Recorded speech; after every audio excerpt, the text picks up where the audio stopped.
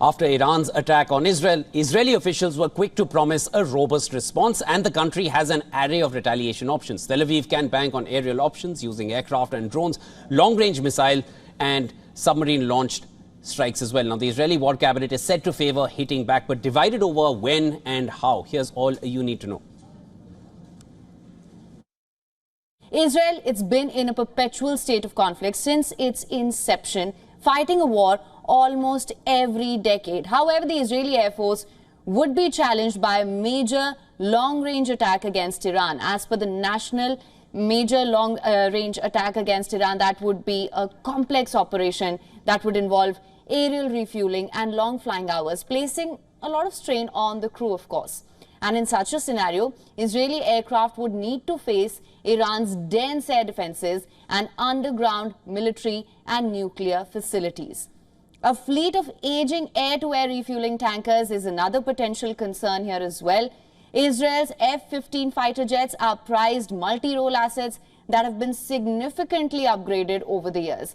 The F-15 boasts of an impressive, undefeated combat record. However, some available routes for hitting targets in Iran are about 2,000 kilometers one way. Now, the distance to Iranian targets gives the F-15 little time to carry out missions before having to return to base, even with additional external fuel tanks. Now, the F-35's stealth technology allows Israeli pilots to carry out top-secret missions without tipping off the enemy. Within 20 seconds of takeoff, the team can see the route data of the jet, letting the pilot fly at his or her best while knowing that they have got support on ground as well.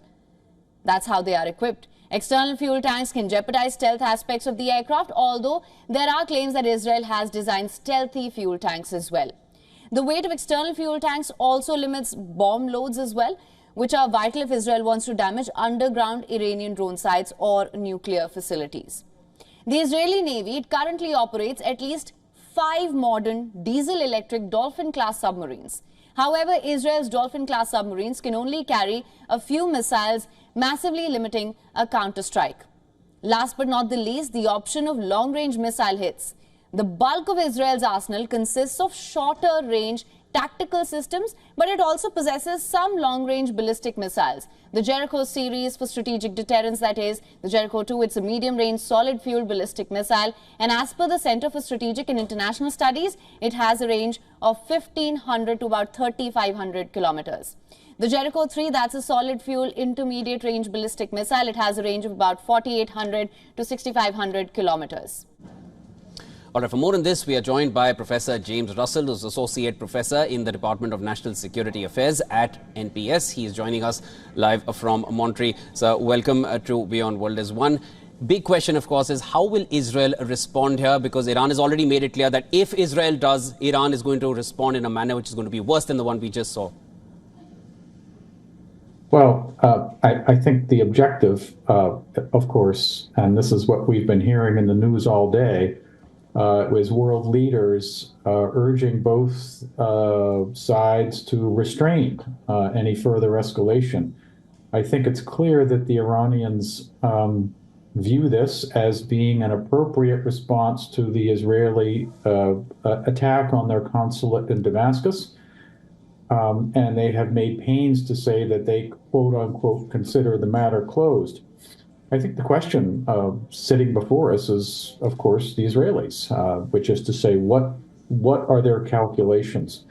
And the Israelis have, for many years, adopted a doctrine which in security studies we would call conventional deterrence, which is to say they seek to inflict unacceptably high levels of pain on their adversaries in an attempt to stop any attacks on them.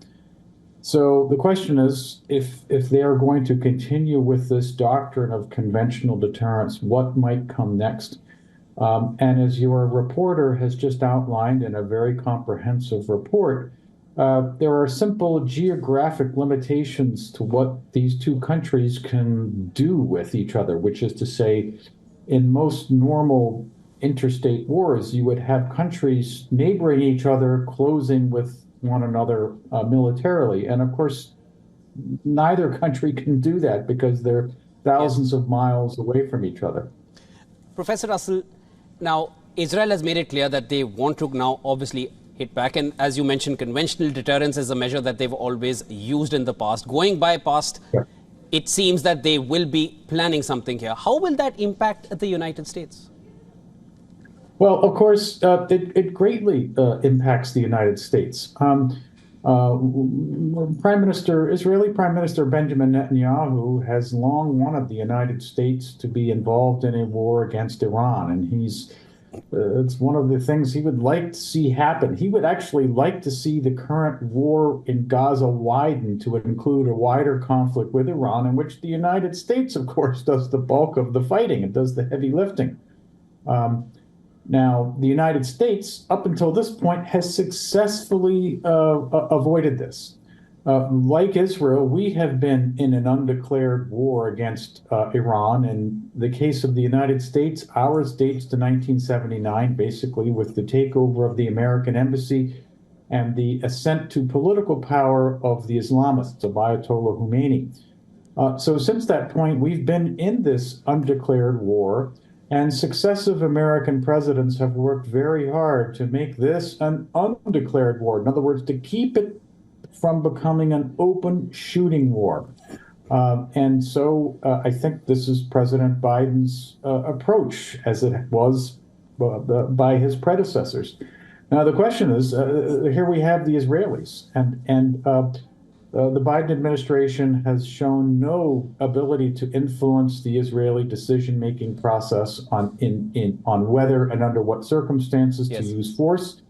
So I think this is the $60,000 question: is can the United States restrain Israel, its client state, from taking further retaliation? And I wish I could say I had a lot of confidence in the Biden administration's ability to do this. But to date, Israel has not taken any of America's advice into account. Of course, a lot of possibilities going forward, but one thing's for sure, Israel seems keen on a hit back, and U.S. support for Israel has been termed as ironclad by the U.S. President himself. A lot of developments are yet to be coming in, and we are going to be tracking those closely. Thank you so much for joining in, sir. That was Professor James Russell joining us from Montreal.